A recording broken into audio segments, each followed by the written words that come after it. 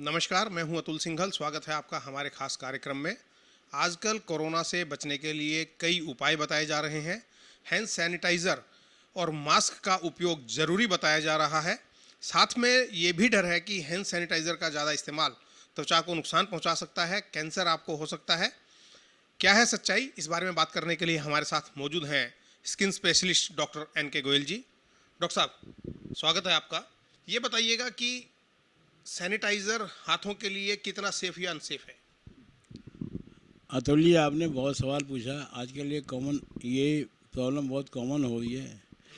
क्यों, जब भी आदमी जाता है किसी शोरूम में, किसी बैंक में, उसको बार बार कंपलसरी हाथों से वो सैनिटाइज करना पड़ता है। उसकी वजह से आजकल काफ़ी एलर्जी हो रही है, और ये अगर लंबा चलता रहा तो हो सकता है किसी को कैंसर की शिकायत भी हो जाए। अभी तो एलर्जी की शिकायतें काफ़ी आने लगी हैं, क्योंकि एक ही आदमी की कोई चॉइस नहीं है। वो बैंक में गया तो उसे हैंड सैनिटाइज करने हैं, शोरूम में गया तो वहाँ हैंड सैनिटाइज करने हैं।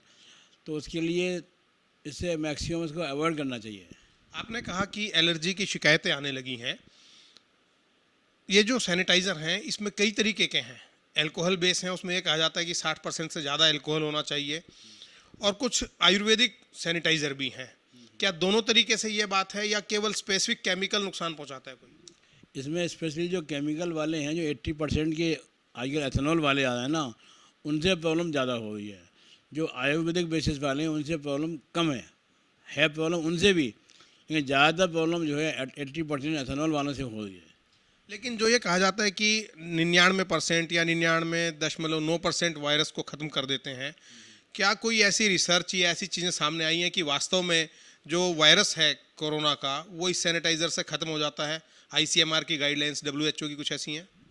ऐसा कुछ मेरी नॉलेज में नहीं है कि ऐसी कोई गाइडलाइंस आई हैं।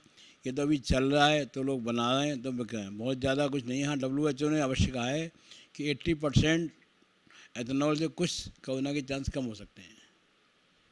तो आप इसके अंदर क्या सॉल्यूशन देखते हैं कि कैसे लोग बचें? जैसे आपने बताया कि मरीज आ रहे हैं जिनके हाथों में काफ़ी जो है आजकल एलर्जी होने लगी है। तो एलर्जी किस प्रकार की है, और आप क्या सलाह देते हैं बचने के लिए? मैं इसके लिए आपको कुछ अपने पेशेंट के फ़ोटोग्राफ दूंगा, क्योंकि कितनी भयंकर उनको एलर्जी हुई पड़ी है। उसके लिए दूसरा क्या है कि जैसे जो लोग सेंसिटिव लोग हैं, वो ग्लव्स का इस्तेमाल करें। कहीं ग्लव्स लें, कहीं सैनिटाइज करें। सैनिटाइज को जितना कम से कम हो सके बचें। और तब भी अगर उनको एलर्जी हो जाती है तो फिर वो किसी का इंतजार ना करें, डॉक्टर के पास उसके इलाज के लिए आएँ। मैं आपको इसके लिए फ़ोटोग्राफ भी दे रहा हूँ अपने पेशेंट्स के, जिनको एलर्जी हो चुकी है। आखिरी सवाल, क्या ये माना जाए कि इसके लगातार इस्तेमाल से कैंसर जैसी बीमारी हो सकती है? नहीं, अगर इस तरह से हम एलर्जी काफ़ी कॉमन होती रही 10-5 साल तक लोगों को प्रॉब्लम होती रही, तो उसमें कैंसर होने की संभावना हो सकती है। बहुत बहुत धन्यवाद हमसे बात करने के लिए। Skin specialist doctor NK Goyal हमारे साथ थे। उन्होंने कहा कि सैनिटाइज़र का इस्तेमाल करें, सोच समझ के करें, जब जरूरी हो केवल तभी करें। बेहतर यह है कि हाथ में ग्लव्स पहने, क्योंकि लंबे समय तक सैनिटाइज़र का इस्तेमाल लगातार करने से हाथों में एलर्जी होने की शिकायत आ रही है। साथ में अगर ज़्यादा समय तक इसको करेंगे तो हो सकता है कि ये कैंसर भी बन जाए। इसलिए सावधानी रखें, बचाव में ही बचाव है। वीरेंद्र मिश्रा के साथ अतुल सिंघल, दिल्ली।